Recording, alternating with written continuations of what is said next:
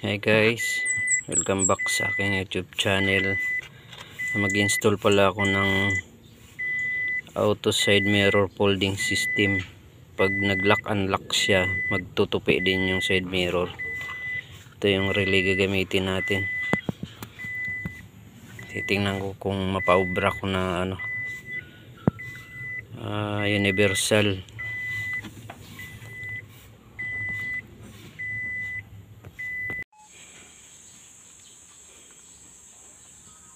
Guys, ito na yung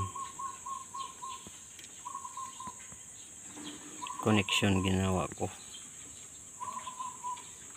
Ayan, gumagana na siya. Pag nag-lock ka dito, pati yung side mirror magsasarado. Pag nag-unlock din, bubukas. Ayan.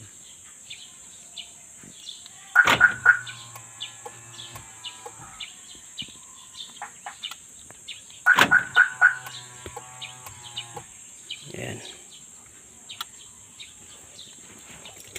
Ito lang yung relay na to, pang universal. Siyempre ayusin ko pa yung wiring nito.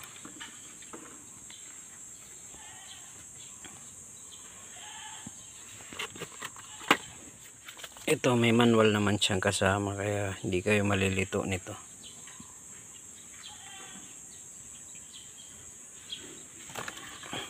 Ito yung pangalan ng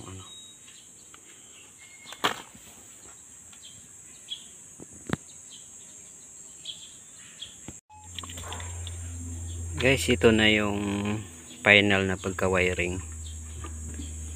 Ayan na siya. Dito ko na siya nilagay.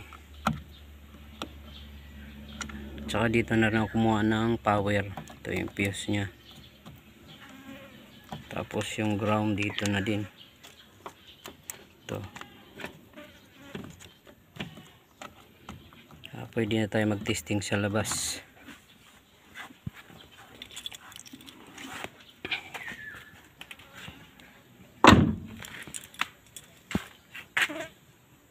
Lock natin. You know. Unlock.